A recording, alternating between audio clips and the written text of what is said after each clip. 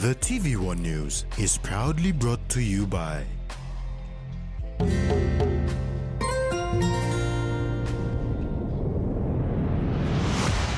BSP, our bank, our people.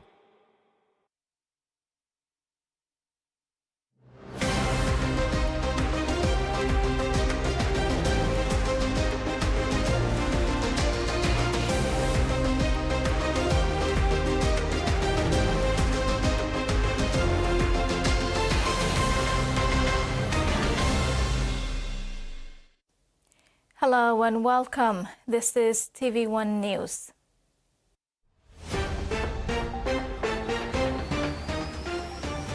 In this edition, PNG lacks trade and investment agreement, Connect PNG program audit underway, and Whistle sets new national record.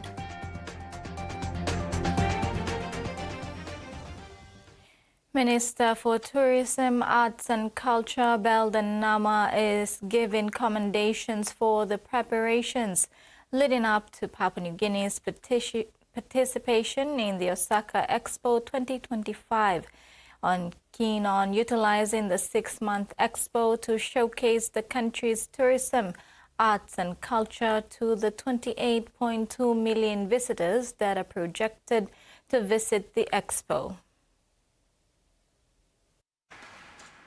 Calling on the resumption of Air New Guinea flights from Papua New Guinea to Narita, Japan, and urging the national government to allocate 15 million kina to subsidize direct flights to Japan, and voicing the need for a separate tourism, arts and culture office separate from the Papua New Guinea embassy in Japan, Minister for Tourism, Arts and Culture Belden Nama is pushing to improve and grow the tourism sector for the country. I view this Osaka Expo in Japan as an opportunity for us to begin thinking differently and radically about how we can elevate tourism to be a top-performing economic sector in Papua New Guinea. Tourism is the pot of gold. Tourism is an inclusive business. You don't have to be educated to be involved in tourism industry. Tourism can be a catalyst to be able to assist our country to alleviate the growing law and order situation in our country. Minister Nama says the upcoming inaugural tourism conference in April this year will bring all relevant stakeholders in tourism together and provide the perfect opportunity for conversations to take place regarding how the sector can mobilize effectively to represent PNG at international forums.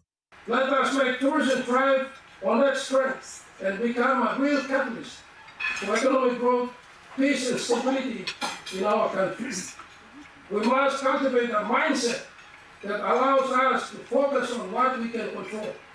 Let us produce the tourism goods we have control over, and let the tourists decide at what cost they can afford.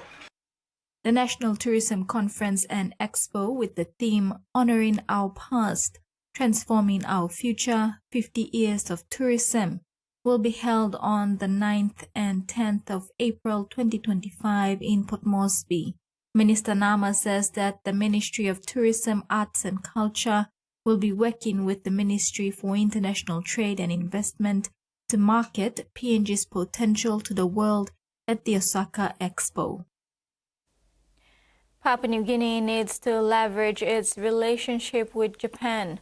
After 50 years of diplomatic relations established since 1975, PNG does not have a trade and investment agreement with Japan or a comprehensive partnership. Minister for International Trade and Investment Richard Maru says this needs to change. Minister for International Trade and Investment Richard Maru says the Osaka Expo 2025 is Papua New Guinea's opportunity to reconnect with Japan and reset its relationship, highlighting that for 50 years, Japan has supported PNG through infrastructure support and various levels of aid.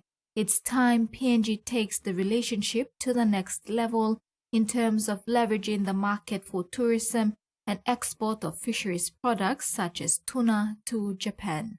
The Osaka Expo is a good time to go and make a statement. We're not done yet. PNG is coming back. We will work to take back some numbers and build our tourism trade. We have history with Japan. A country where the trade is in our favor, such a close bilateral partner, so much technical assistance, development aid, and yet we are not connecting with that country. It's time to start. It's time to ask the question. We can ride on the back of Osaka. We can ride on the back of the Expo here. This is an opportunity. The Osaka Expo 2025 provides participating countries the perfect opportunity to showcase products and promote tourism, trade, and investment. The representative of the Embassy of Japan in PNG says Japan is looking forward to working with PNG for a successful exhibition to further strengthen bilateral relations. In Japan, Papua New Guinea is famous for providing Japan with natural resources such as liquid natural gas and copper. And in recent years, Papua New Guinea's coffee is becoming visible in the Japanese market. I believe there is a great potential for expanding the trade. Japanese people drinking more coffee, shifting from Japanese and English tea, and a report said that Japan is now consuming 5% of total coffee consumption of the world. We are looking forward to working with Papua New Guinea for successful exhibition to further strengthen our bilateral relations. Furthermore, Minister Maru emphasized that Japan is a high-level investor globally and PNG has missed out, sternly stating that PNG needs to wake up and establish a trade and investment agreement with Japan and a comprehensive partnership to encourage Japanese companies to invest in PNG, especially in areas of technology, energy, and agriculture. Papua New Guinea's education sector will host the 2025 Conference of Pacific Education Ministers meeting, scheduled from March 18 to 20th. This will be the second conference hosted. The first conference was held in Auckland, New Zealand. This will be the second conference of Pacific Education Ministers with the theme Transforming Education for a Better Pacific. The conference reflects the importance of Pacific nations needing to shift their focus and adopt innovative approaches, particularly in embracing global educational changes. Minister for Education Lucas Dekene said that Papua New Guinea is honored to bring together ministers, senior officials, and civil society, teaching and learning communities, faith-based organizations, and the private sector, among other stakeholders from across the world, to engage in critical discussions on shaping the future of education in the Pacific. The reframing of this ministerial forum from Pacific Education Ministers meeting to the Conference on Pacific Education Ministers reflects the transition of hosting of the meeting from the Pacific Islands Forum Secretariat to the University of South Pacific, USP, where the Pacific Regional Education Framework Facilitation Unit is hosted. Dekene said the meeting also reflects a more active and formal engagement with civil society organizations that are important stakeholders in education development in the region. Education is the way to go because of the different cultures and language groups. To unite to truly unite our people, the education is the way to go. Education Minister and senior officials from 19 Pacific Island countries and territories, as well as Australia and New Zealand, will participate in the three-day meet. The University of the South Pacific is co-host of the 2025 CPAP. Tracy Pa, TVWAN News. The once problematic Bougainville Secondary School in Leh, Morbe Province, has noted significant academic improvement following a change in management in 2022. The new infrastructure built by the Leh City Authority has been attributed to a change in mindset for both staff and students. One of the oldest schools in Leh, the Bougainville Secondary School, dropped in performance and management with constant school fights, ailing infrastructure, unpaid bills, and no stationery or office equipment. In 2022, Member for Leh and Deputy Prime Minister John Rosso intervened and changed Bougainville's administration and board. Bougainville Deputy Principal Academic Monica Samuel Miapu acknowledged a shift in students' mindsets when the Leh City Authority started building them new infrastructure, paid off all outstanding bills, and worked hand in hand with the Bougainville staff to clean up the mess left by the past administration. This also reflected in their academic performance when more students from Bougainville started securing spaces in tertiary institutions. That also made them to focus into their study, and results have improved gradually for Bougainville from 2022. Other than that, to change the students' mindset, the management of the school with the governing council had to make commitment to actually have students begin wearing a formal uniform that one way or the other headed weight to changing how Bougainville with the students' attitude, discipline. Yes, we do have discipline issues, and it has been managed, and students' performance both on in the school and outside, positive critics, positive opinions and views have come from the general public as well. Indications of students performing well and advancing to tertiary institutions, all sectors of the tertiary institution, that means technical schools, universities, colleges. Bougainville is among students progressing. In 2022, over 60 students went on to continue their education in tertiary institutions. That number rose to 84 in 2023, 83 in 2024, and 79 in 2025. Miapu further noted an improvement in grade 11 selection. She said in 2022, over 250 Bougainville students continued to grade 11. Last year, about 400 grade 10 students have continued to grade 11 this year, with Miapu stating that they now have the capacity to fill up the 8 new classrooms built by LCA compared to the previous years when only 6 classrooms were used. Kamila Guare, TVWAN News, Leh. President of the autonomous Bougainville government, Ismail Torama, has called on the PNG government to take ownership and endorse the independence of the autonomous region in this 11th parliament. Torama made this call during the joint consultation moderator meeting today in Port Moresby with Prime Minister James Marape, Bougainville moderator said Jerry Matapare, United Nations representatives, international stakeholders, and other distinguished leaders. However, Prime Minister Marape urged Bougainville's leadership to consider the importance of economic independence alongside political aspirations. He pointed out that 95% of Bougainville's budget is currently reliant on external support, including funding from the PNG government and international donors. Presented on the National Parliament for endorsement through this moderation process.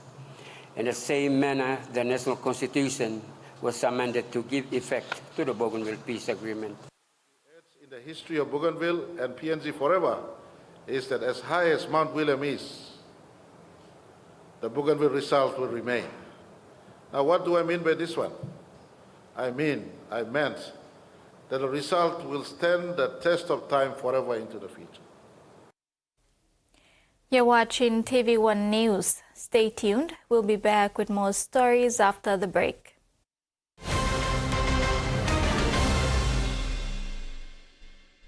Banking used to mean long trips, endless queues, and piles of paperwork. But now, BSP's one-talk wallet means no waits, no forms, no fuss. No BSP account needed. Just dial *131# to access your money wherever, whenever. Send, receive funds, withdraw cash at an ATM without a bank card, pay for school fees, and make top-up purchases safely and securely. BSP's one-talk wallet. Money made easy. A true champion is measured by their courage, their determination, and their passion to never give up and to always keep trying. With a delicious Milo in milk taste and added nutrients, Milo in milk is a great way to fuel our little champions with nourishing energy every day. Because true champions give it their all. Milo, PNG and Mia. Prime PNG made. The Toyota JD Hi-Ace bus comes in 14 and 15-seater high-roof luxury model powered by 2.8 liters JD engine for optimal performance output, fuel efficiency and quietness, designed with improved safety features and easy maneuverability for tire steering angle. The Hi-Ace lift suspension and annular frame structure is opted for smooth ride, comfort and safety. Experience the ride on the Hi-Ace bus and experience the Hi-Ace pride, the bus that exceeds all expectation.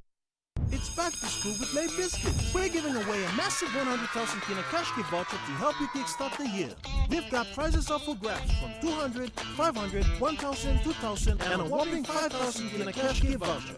Here's how to enter. Spend 10 kina or more on any Lay Biscuit product. Write the contact details on the back of the receipt for your chance to win. Promotion starts on the 10th of February and ends on the 4th of April. Fresh draw on the 11th of April and the major draw on the 16th of April. See selected stores nationwide. Terms and conditions apply. This honking is doing your head in. Why don't you go and put a stop to it? Oh, maybe not. Bing bang ding, ding ding bang, bam bam. For Sam Darry, he's brought greater physicality to his game this year. Here they are, into the corner, oh, tall, he scored!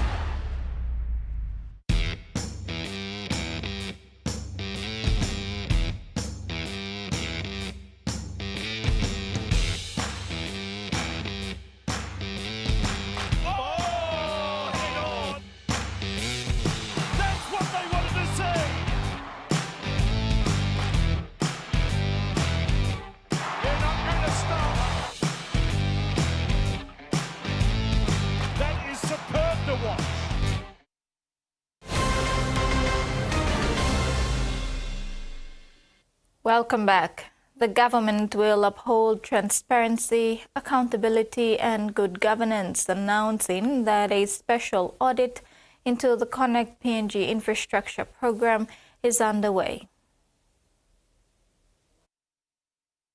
Prime Minister James Marape has revealed that a special audit of the Connect PNG infrastructure program is currently in progress, conducted by Deloitte Tache Tomachu in collaboration with Notch Projects Limited, a globally respected engineering firm. He said this is aimed at ensuring integrity within the initiative. The audit will evaluate the Connect PNG program in response to allegations of corruption and mismanagement. Prime Minister Marape's proactive stance highlights the government's commitment to addressing concerns and restoring public trust in the management of national infrastructure projects. The special audit, which commenced in February 2025, will involve physical inspection of Phase 1 projects across 8 provinces, marking the first comprehensive review of the program since its launch. The Royal PNG Constabulary is the first national agency to join the audit team, providing security and logistical support to ensure a fair and effective assessment. This audit will determine whether any financial irregularities have occurred, and if so, those responsible will face legal consequences. At the same time, those wrongly accused will have an opportunity to clear their names.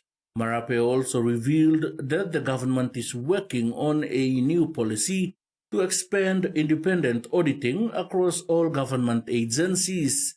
Moving forward, any department or agency facing allegations of mismanagement will be subject to an independent review by some of the world's leading accounting firms, including Deloitte, PricewaterhouseCoopers, Ernst & Young, and KPMG.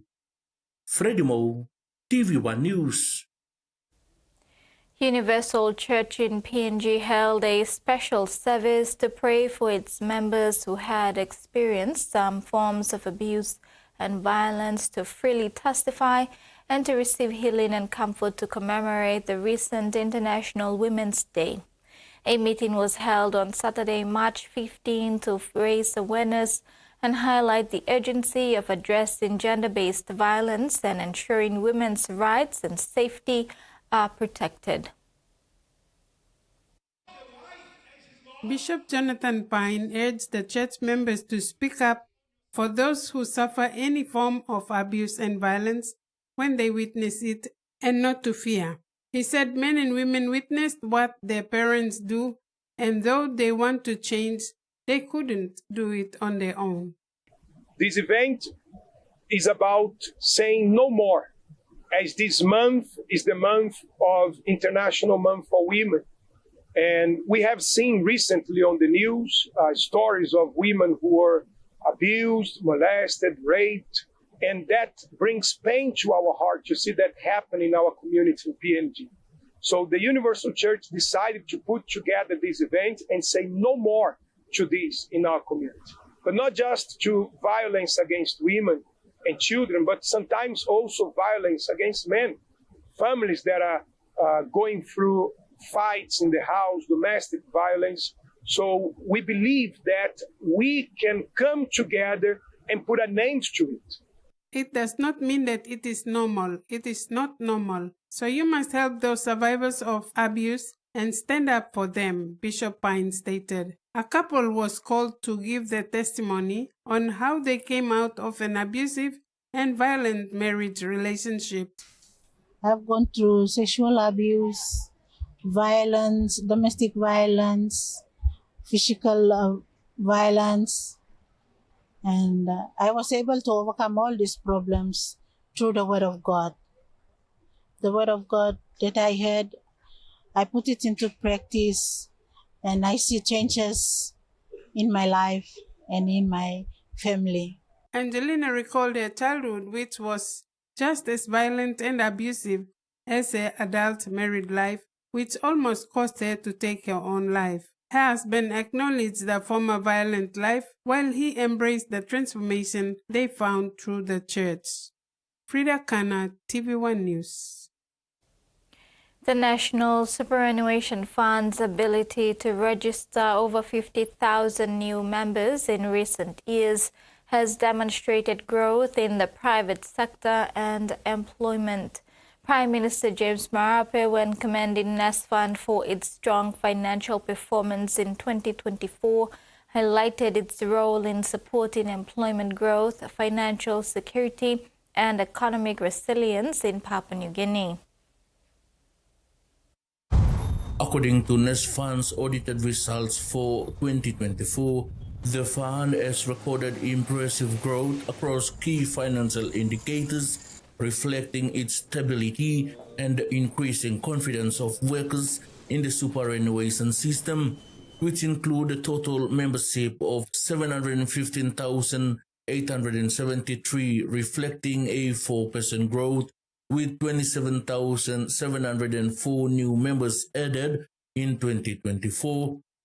Net asset value of 8.1 billion kina, increase credited to members 839 million kina, the net profit after tax 849 million kina, contributions received 793 million kina, benefits paid to members 591 million kina, and an annual interest crediting rate of 11.75%, reflecting strong investment returns. Prime Minister James Marape noted that NES Fund's consecutive growth in membership and net assets aligns with the broader economic expansion Papua New Guinea has been experiencing. In 2023, NES Fund reported approximately 34,000 new members, and last year they added over 27,000 new members, which is a strong indicator of employment growth, particularly in the private sector. The Prime Minister reaffirmed the government's commitment in supporting policies that strengthen superannuation, employment opportunities, and private sector expansion. Freddie Mo, TVWAN News. And now to the finance news. The kina closed lower at $0.2470 in the interbank market. At Bank South Pacific, our kina was buying $0.2470, $0.3760 Australian dollars, €0.2124 euro, and 35.25 Japanese yen. Looking at commodity prices at New York close, all closed lower except crude oil and copper closed higher, while palm oil closed the day unchanged. And on the stock market, the Dow Jones closed higher, ASX closed higher, and all ordinaries closed higher as well. This is TV1 News. We'll have news from overseas when we come back. Stay with us.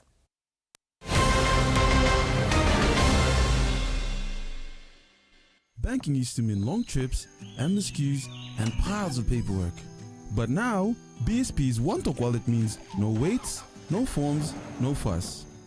No BSP account needed. Just dial *131# to access your money wherever, whenever.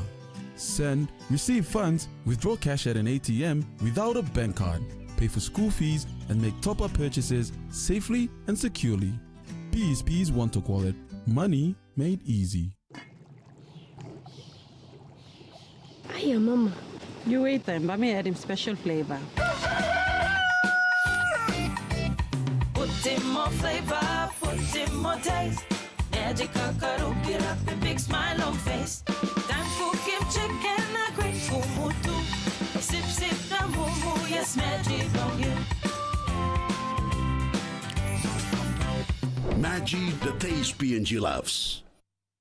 For Simon, life is simple.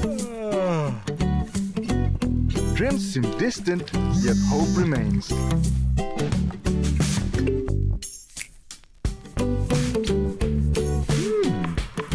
One ticket, one dream. Simon's world changed forever. Yes! From small dreams to big possibilities. One Talk Jackpot is here for everyone. Win big every day. Life is about making memories, sharing new adventures. Go beyond the familiar. Don't let bacteria hold you back from experiencing the world.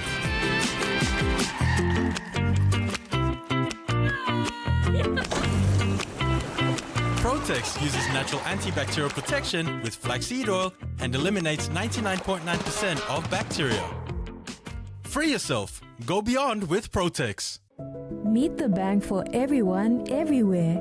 As People's Microbank, we were proud to be a bank for the people.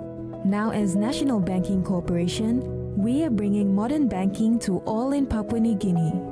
With more branches and our friendly staff ready to assist you in more places, we are making money matters simple and fair. So wherever you are, however you say it, say hello better banking. Learn more at nbcpng.com.pg.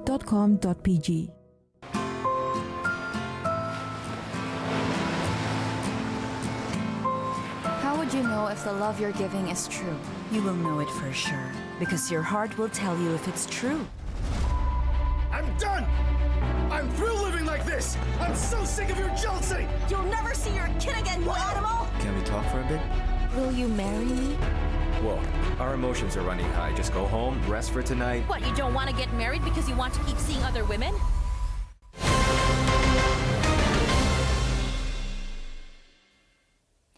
Thanks for staying with us. In news overseas, the first museum in Australia dedicated to the Vietnamese refugee experience will be built in Melbourne's western suburbs.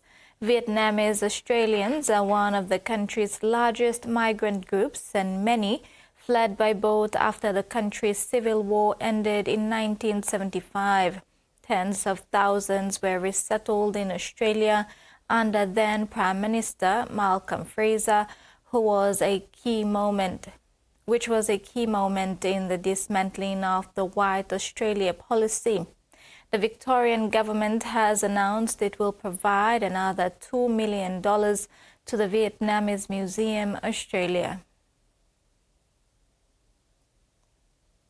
13 workers, including a 32-year-old employed on tunnelling projects in Sydney, have been diagnosed with silicosis. The workers' union says there have not been any prosecutions due to breaches of silica dust exposure.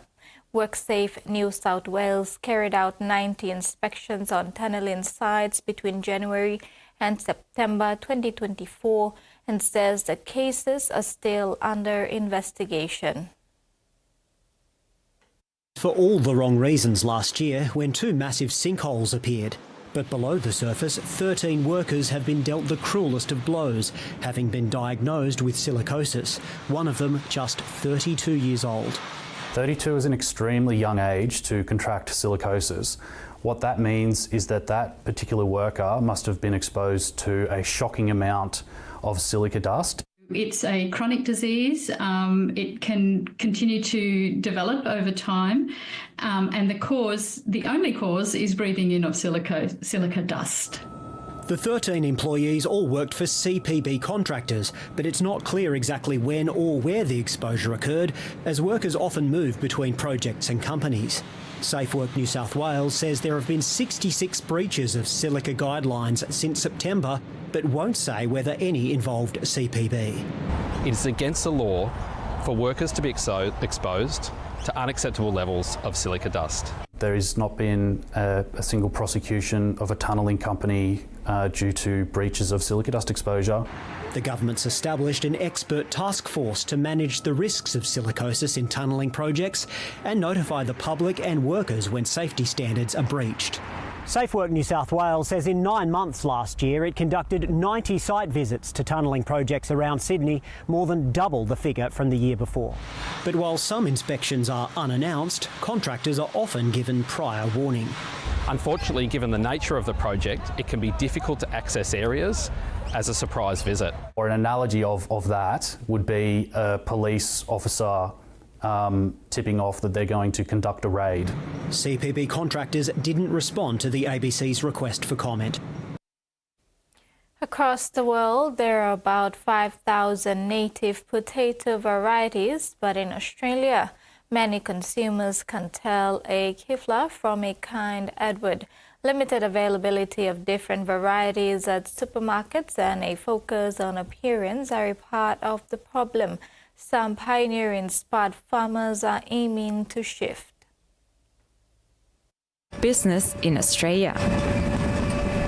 Worth about $1.1 billion a year, but consumer choice is limited. At a supermarket, they'll only be offered a washed potato or an unwashed potato or a red potato and a white potato. And then quite often you'll see a lot of misinformation. The Spud sisters have been in business for 35 years. They say most consumers are missing out on the best. We will have from the waxiest potato to the starchiest potato. They've all got their own texture, and once people buy the right potato for the dish that they're cooking, they've all got beautiful flavour, then it makes the dish sing. King Edward, Midnight Pearl and Fontaine, just some of the lesser-known varieties. The cookier the potato, the better for us. Yeah. But we're all about championing what doesn't necessarily look nice, but tastes nice.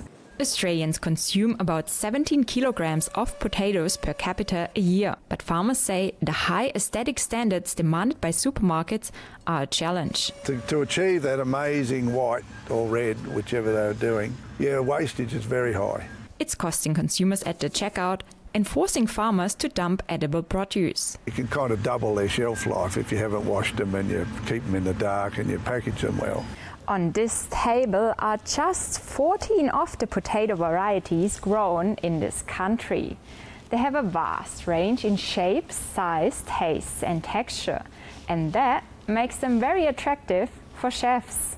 This chef found the best way to access his favorite varieties was to go directly to the farmer. Our main focus is the taste and the freshness of our ingredients, not how they look. A world of culinary joy on offer to everyone who can get their hands on these tasty spuds.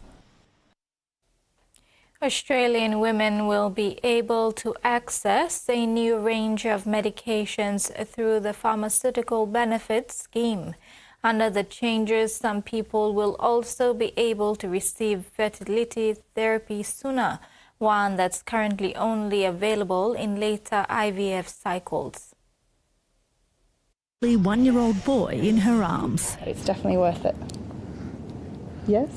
Yeah, it's worth it. After struggling to fall pregnant, the fertility scientist became a fertility patient. Her first round of IVF was not successful. I think it took a bit of an emotional and physical toll on me. For her second cycle, she used a treatment called Pergoveris. Today she joined the health minister at her workplace as he announced it would soon be available to more women following recommendations by the Pharmaceutical Benefits Advisory Council. This is a fertility treatment used during IVF for women with low levels of a specific reproductive hormone. From April 1, Pergoveris will be available to eligible patients from the start of their IVF journey, and they'll be reimbursed for twice as much. 1 month later, endometriosis medicine Riequo will also be added to the PBS, along with oral contraceptive Celinda, a move the minister claims will benefit around 100,000 women. All of those women will have that pill available to them for as little as $25 a year if they're on a concession card. The Health Minister has not yet revealed how much these latest changes will cost, saying further details will be included in the upcoming federal budget. This builds on a $573 million women's health package that Labor recently announced and the Coalition quickly matched. We are very keen to continue to prioritise women's health as part of the Coalition's health platform going forward. Both sides keen to secure the votes of Australian women before all voters head to the polls. Frustration with some of that, but is that a system that's... And that ends the news segment. Later in sports, Whistle sets new national record and Dika inspires next generation.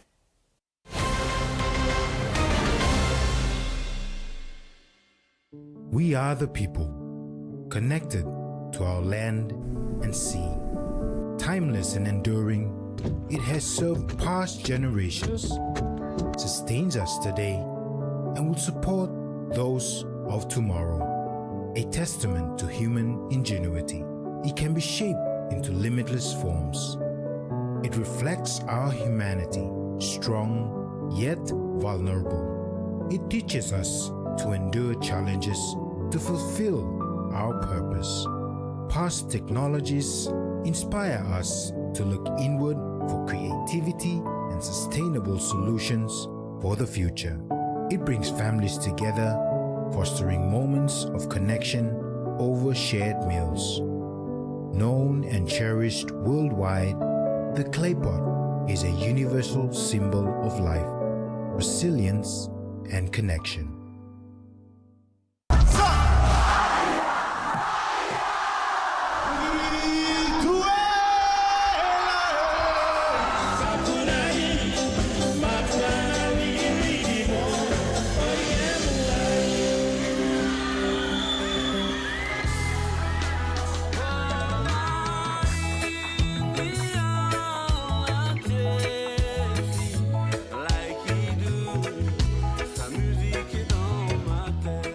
Never again will I let you hurt me.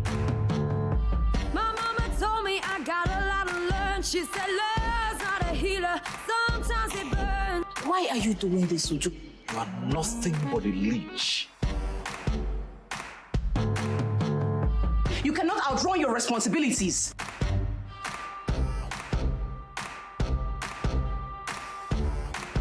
This house can no longer contain you and I. What do you expect? It's a new year. That is exquisite rugby league!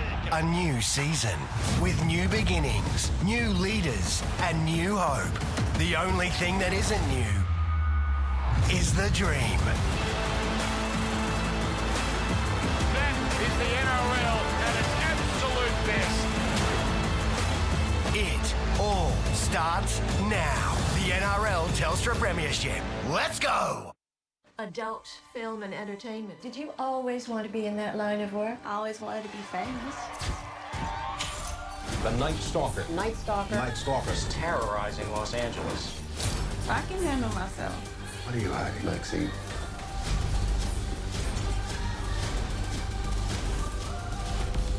Maxine. Maxine. Maxine. Maxine. Premieres Saturday, March 29th, 10 p.m. on HBO.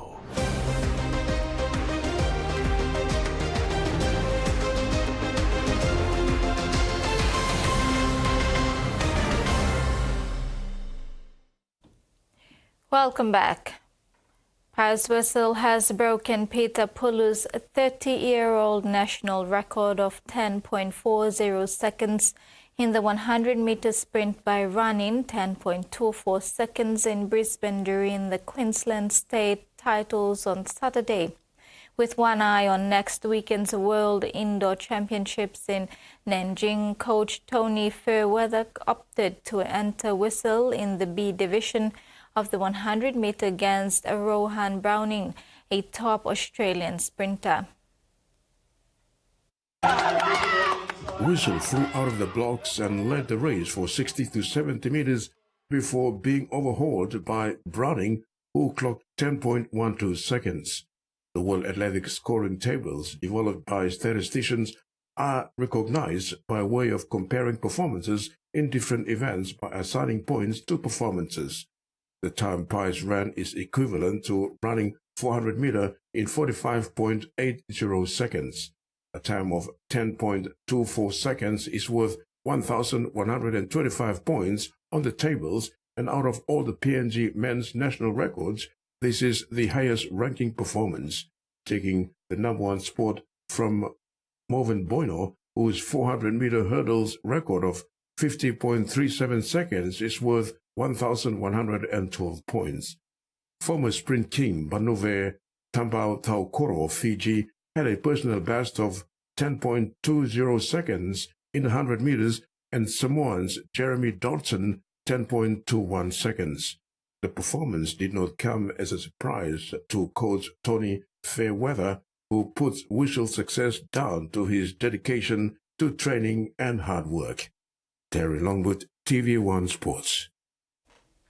The FIFA Club World Cup Trophy Tour recently reached New Zealand's shores with OFC Men's Champions League winners and OFC representatives Auckland City FC in focus ahead of the inaugural tournament in June.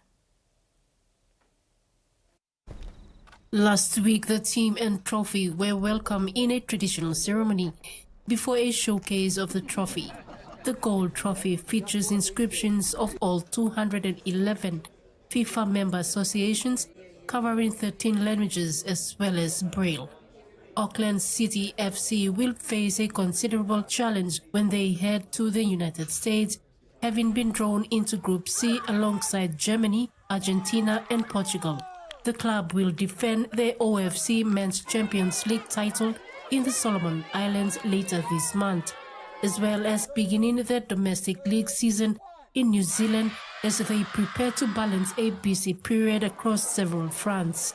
The team's focus for now is on the Northern League and the OFC Men's Champions League, with Auckland City being the sole OFC representative at the inaugural 32-team tournament this year. The coach is aware of just how much this means and the players to be playing on behalf of the region. Susan Oreape, TV1 Sports. Papua New Guinea's champion Olympian weightlifter Dikatoa is transitioning into new roles within the sport of weightlifting.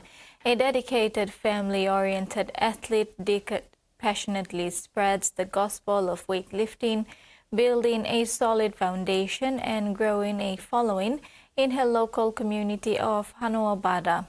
She is actively mentoring and nurturing aspiring athletes to become the stars of tomorrow. At the recent launch of the Trukai Fun Run in Port Moresby, Tika, a proud ambassador of weightlifting, was accompanied by her family to unveil this year's Trukai Fun Run shirt. At the event, she provided an update on Team PNG's weightlifting squad, revealing that they are cultivating exciting young prospects poised to excel at the upcoming mini-games. You know, one way of getting them out of their peers and giving them the opportunity as well to see the world and explore. I am happy to do what I love to do with the assistance of my husband and the rest of the PNG Weightlifting Federation's family. To do everything possible, and I want the kids to go to places and achieve their goals as individuals, and also I am pushing them to reach their goals where I did not. So I'm giving them that extra mile to go. As the president of PNG Weightlifting, I'm trying my very best to do everything possible for the young and development athletes. Regarding the team's preparation for the mini-games, Dika expressed satisfaction with their progress, but lamented the substandard training facilities. She made another heartfelt appeal to the government and the corporate entities for financial assistance to upgrade these facilities. The preparations, like I said, have been going really well. It's a pity that we don't have a facility that can cater for our athletes, our elite athletes, our seniors, our development athletes. So, it's an appeal to our government, to our corporate companies, private and individuals who are willing to assist us. The government promised us in 2015 to have a facility for weightlifting, but it hasn't been done. The Dikatoa stand, just right underneath that stand, we've been promised a gymnasium there as well, but nothing has come about, so yeah. Despite the challenges, Dika is grateful for her parents for allowing the national team to train in their backyard and run various training programs. She acknowledges that this stage of her sporting journey, where she assumes multiple roles as president, coach, mentor, and athlete, has been a significant challenge, but also incredibly rewarding. Dika extended gratitude to Trukai Industries for their ongoing support to Team PNG through the Trukai Fun Run. Yes, without their support, I know, because some athletes, individually struggle, and with Trukai's support this way, it has helped individuals and also teams to represent Papua New Guinea at the highest level. So, yeah. Dika's commitment to her sport and her community continues to inspire the next generation of weightlifters, ensuring that the future of weightlifting in PNG remains bright. Terry Longwood, TVWAN Sports. The PNG-RFL has welcomed the re-election of Adrian Chow as chairman of the PNG NRLC. PNG-RFL Chairman Sandy Saka detailed the close working relationship established over the past 8 years, crediting Chow's leadership with driving growth and development of Rugby League. With Chow at the helm, the PNG NRLC is positioned for the continued success of Rugby League within Papua New Guinea. The 12 franchises, including Central Dabaris, Egma Gurias, Engamioks, Gorokal Lahanis, Hela Wigman, Next Tigers, Port Moresby Vipers, Mendi Moruks, Gulf Iso, Wagitumbe, and Mount Hagen Eagles expressed unanimous support for Chow, re-electing him unopposed on Saturday during the Papua New Guinea National Rugby League competition AGM, marking a third successive term in this role. Chow expressed gratitude for the confidence in his leadership, being able to lead for the last 6 years, emphasizing his commitment to continue to work alongside the PNG Rugby Football League. PNG Rugby Football League Chairman Sandy Saka said Chow's experience and expertise in this important leadership role in the game is crucial for strengthening the relationship between the 12 pathway clubs and all other sectors of community rugby league. Saka expressed confidence in working closely with Chow to enhance the national competition, highlighting ongoing efforts to support the NRL franchise's ambitions for 2028 and beyond. Looking ahead, the PNG National Rugby League competition is set to host 3 competitions in 2025. These include the Digicel ExxonMobil Cup, commencing on the 12th of April, the second year of the Santos Cup on 2nd August, and the introduction of the National Youth Competition for Under 19 on 17th of May, aimed at fostering emerging talent in the sport. Susan Oreape, TVWAN Sports. West Tigers have posted their first win of the 2025 season with an outstanding team performance, culminating in a 32-6 victory at Combank Stadium in round 2. Leading 16-0 at half-time, the Tigers ran away with the result in the second period, as 2025 recruit Sunia Turuva scored a hat-trick in his second game for the club. Right onto the goal. Both teams made early errors in the red zone to begin the match before the West Tigers broke the deadlock in the 26th minute. Jerry Mbula held the ball up before continuing with Stafford Tua to send Turuva over on the right side. Tua then produced an outstanding run of his own to skip outside of Will Penicini and scored in the corner. West Tigers scored arguably the try of the afternoon in the 39th minute when Mbula stepped his way through from a kick return to put Adam Dewey into space. The centre then kicked back on the inside for a supporting Lachlan Galvin as the 19-year-old collected the ball and dived over under the post to give the Tigers a 16-0 lead at the break. Luai Grubber kicked through the line, then created the next West Tigers try as Galvin collected the ball and kicked ahead for Gerald Skelton to touch down for his second in as many weeks in his new club. West Tigers went on to produce a period of brave goal line defense to keep the Eels out time and time again before putting on more points on the board.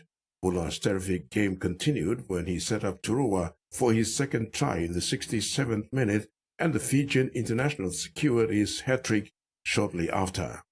Parramatta did manage to score a last-minute consolation try, with Lomac's conversion making the final score 32-6 in favour of the West Tigers.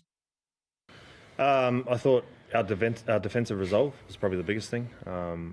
Like there were moments there where we made a few errors, but we backed it up with our defence on the try line, particularly our goal line defence. I just thought the energy amongst the team for the whole 80 minutes was where we needed to be. It probably doesn't look like it, but there's a lot of good signs there in regards to some individuals, some parts of the game we're working on, but we just have lapses in concentration, and obviously we need to work quite hard on our edge defence still. So there's been a little bit of change there, but we'll continue to work. But my initial emotions are very disappointed. Terry Longwood, TV1 Sports. They won, but it turned into a horror night for the Bulldogs after star players Matt Burton and Viliame Kikau both left the game against the Titans on Sunday with knee injuries. The 40-24 victory was soared by the MCL injuries in the 27th and 74th minutes to two of Canterbury's best players, with both now facing at least a month on the sideline. To get things under. The Bulldogs stayed ice cold under the searing Sydney sun, while the visitors melted 35 degrees conditions in a shocking first-half performance and bizarrely kept their most damaging players on the bench for 50 minutes. The hosts burst out of the blocks at Belmore and were on fire in front of a raucous home crowd as they raced out to a 22-0 after 20 minutes. Canterbury were in cruise control thanks to tries from Marcella Montoya, Jamin Salmon, Reid Mahoney and Josh Duran, but when Burton went down, it invited the Titans back into the contest. Gold Coast winger Alofiana Ken Pereira, one of the fastest players in the NRL, scored 2 quick-fire tries before half-time. Canterbury scored the first 2 tries of the second half through Jacob Preston and Kurt Mann, but the Titans scored the next 2 to set up an interesting finish. But Connor Tracy iced the game with a long-range try in the 78th minute to make it 2 wins from 2 starts for the Bulldogs in 2025. Bulldogs Supremo Phil Gould tweeted that both Burton and Kikau suffered grade 2 MLC injuries and would be out for at least a month. Yeah, they both worked extremely hard and started the season really well, so it's going to be a shame to lose them, but I feel like the depth we've got at the club now is as strong as it's been in the 3 years I've been here. Some guys in New South Wales Cup today played really well.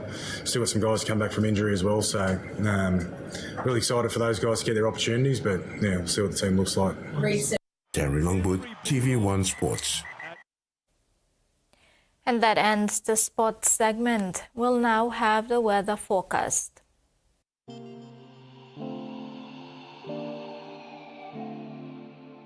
Southern, Port Moresby, partly cloudy with chances of few showers and thunderstorms. Alotau, cloudy with rain showers and thunderstorms. Momase, Ley, partly cloudy with few evening showers and possible thunderstorms. New Guinea Islands, Kavieng, mostly fine, partly cloudy. Kimbe, partly cloudy with possible few showers. And Highlands, Mount Hagen, partly cloudy with possible few showers. Other centers, mostly cloudy with afternoon rain showers and thunderstorms.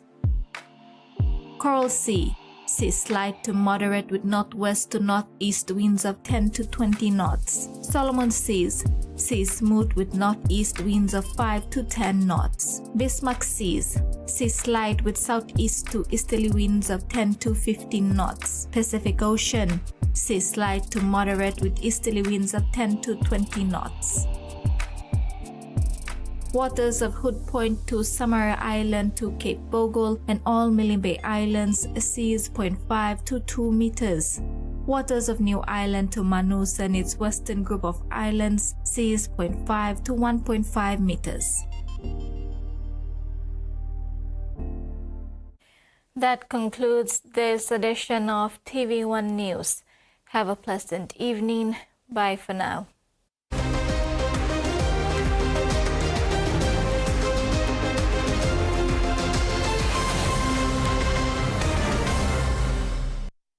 The TV1 News was proudly brought to you by